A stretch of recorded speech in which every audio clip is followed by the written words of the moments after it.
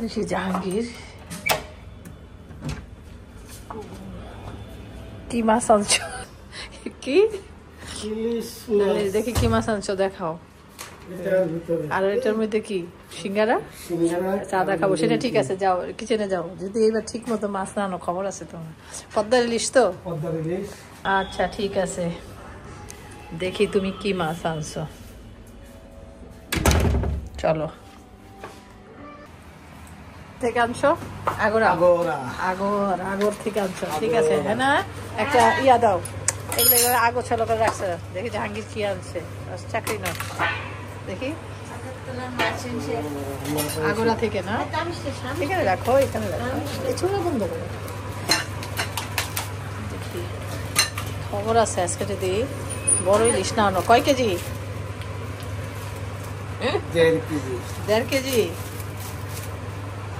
এত ছোট ফুটলা কেন? খেতে খেতে ছোট করে খেতে খেতে কাঁচা মাছ খেতে খেতে ছোট করে ফেলেছে। আমি কি করে বলবো? দেখি ডিমটাকে উঠাতে হবে হাত দিয়ে। না আগে ছেড়ে দাও, এখানে ফালাও। ভালো, অসুবিধা কি আছে? তোমার এত হাত ভরানোর দরকারটা কি? মাশাআল্লাহ বড়ই তো মনে হইতেছে। ইয়াতে দেখি ধরো তো, হয়েছে আপনার দেখি ইলিশের মাথা। দেখাও দেখাও ইলিশের মাথাটা। দেখেন না এরকম ফাঁকা কেন দিকটা? চাপা ফালাই কেটে ফেলছে যে। ও আচ্ছা, থোতাটা কাটেনি, ছোটা কেটে ফেলছে। লেজা দেখেছেন? হ্যাঁ বড় বড় লেজা। দেখি পিস, দেখি কি সুন্দর পিস। যাক ভালো কিনছো, ভালো ভালো এনেছো, ভালো এনেছো। কাঞ্চাকে বলছি দিয়ে দিস। দিয়ে দিয়েছো? কাঞ্চা দিয়ে দিয়েছে। হিন্দুদের মতো বলতে পারো না, ইন্ডিয়ানদের মতো। এটা তো লেজার কাছে, লেজার মাথা। এই যে এই টুকরাগুলো দেখি, যে এই টুকরাগুলো এটা কি পেটির না কুলের? এটা সুন্দর হয়েছে, মাছ সুন্দর হয়েছে মাশাআল্লাহ। হ্যাঁ টাটকাই আছে। দেখি ইয়াগুলা ডিমগুলো, ও ডিমটা দেখবেন। ডিমটা দেখি কি করে উঠাবো আমি এখন, ধরতে পারছি না তো বড় ডিম। হাসছেন কেন? আমাদের এলাকার ভাষায় তো এরকম। চেষ্টা করতেছি ইন্ডিয়ান মতো কথা বলতে পারতেছেন। দেখেছেন কত বড় ডিম নিয়ে এসেছি গো, মাছের পেটেতে ডিম এসেছে। আচ্ছা চলো স্যারকে দেখাও এখন, নিয়ে সাইড করে রাখো। সুন্দর। ও আমাদের কাছে লেবু পানি দিছি, ওকে গরম লেবু। হ্যাঁ আসতেছি, না দেখাও, স্যারকে দেখাই নিয়ে আসো। মাছের ঘ্রাণ ছুটে গিয়েছে, অরিজিনাল পদ্মার, তাই না? খায় না এটা গরম করে দেন নাকি স্যার? আর এদিকে বিকালের চায়ের সাথে খাওয়ার জন্য একটু সিঙ্গারা আনালাম, ভেজিটেবল সিঙ্গারা। আর এদিকে আনালাম নিমকি।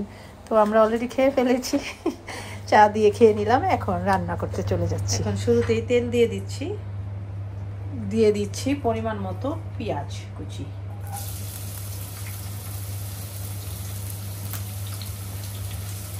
আজকে কিন্তু এই ইলিশ মাছের রান্না করব বেগুন দিয়ে। বেগুনের টুকরোগুলোকে এইভাবে লম্বালম্বি ভাবে কেটে নিয়েছি। পেঁয়াজের মধ্যে আগে ভাগে লবণ দিয়ে দিলে পেঁয়াজটা একদম খুব সফট হয়ে যায় খুব তাড়াতাড়ি। তো 1 চা চামচ পরিমাণ দিয়ে দিলাম। রসুনের পেস্ট দিয়ে দিব। কিন্তু ইলিশ মাছে খুব বেশি রসুন দেওয়া লাগে না, সামান্য, এই যে এতটুকু, 1/2 টিস্পুন। যেহেতু বেগুন দিব তাহলে আরেকটু দিতে পারি। ইলিশ মাছে ভুলেও আদা দেওয়া যাবে না, এটা মনে রাখবেন। রসুনটা না দিলেও চলে, খুব চিমটি করে দিতে পারেন। যেহেতু আমি বেগুন দিয়ে রান্না করতেছি এই জন্য আমি বেগুনের জন্য একটু রসুন দিব, হ্যাঁ না? একটু গরম পানি দিয়ে রাখবো, ঠিক আছে? এখনই দিও না। হলুদের গুঁড়ো,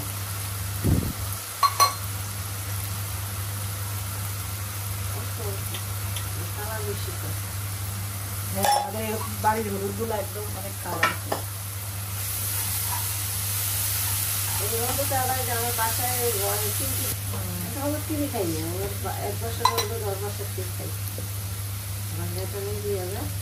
মরিচের গুঁড়ো দিতেছি 1/2 টিস্পুন, দুইটাই 1/2 দিয়ে দিলাম। আর একটু লাগবে না, কাঁচামরিচের ঝাল দিয়ে রান্না করতে। আর রসুন, ইলিশ মাছের রসুন দিলে কিন্তু রসুন গন্ধ হয়, হ্যাঁ না? আমি তো ধনিয়ার গুঁড়া দিলাম না, একটু ধনিয়ার গুঁড়া দিতে হবে তো। হ্যাঁ, ধনিয়ার গুঁড়া দিতে হবে, এখানে একটু ধনিয়ার গুঁড়া কিন্তু দিতে হবে। এটা ভুলে গেছি না, পানি দাও।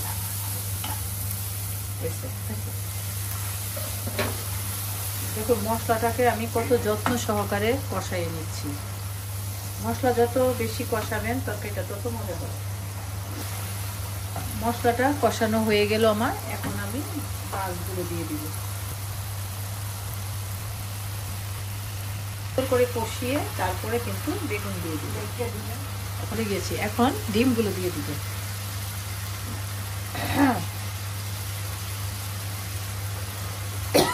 একটু ডাল কমা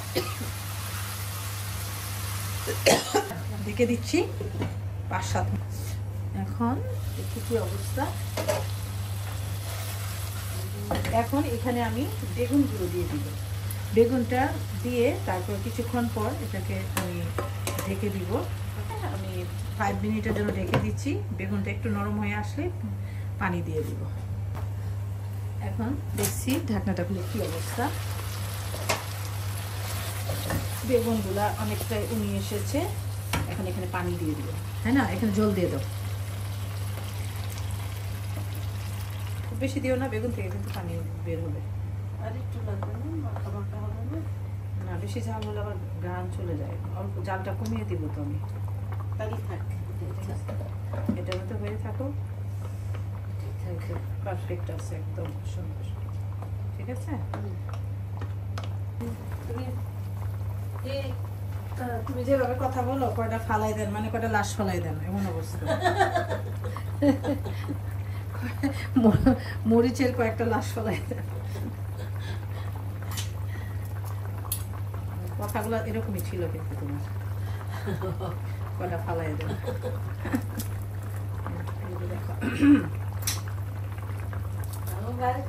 একটু ঝাল ঝাল না দিলে কিন্তু ভালো লাগবে না। হ্যাঁ, তোমার রাইস কুকারে ভাত হয়ে গেছে। আমার কথা না মাসে আসে আর কোনো কথা কইতো। কি কথা বলো?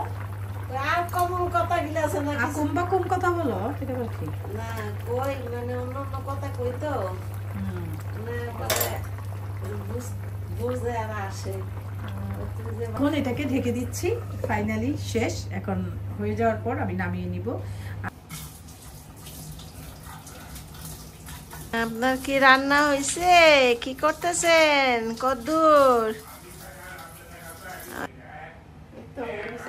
গেছে আপনার রান্না? আসবো কি দেখি আপনার রান্নাটা কিভাবে হয়েছে। ও সুন্দর একটা গ্রান বের হয়েছে আপনার রান্না।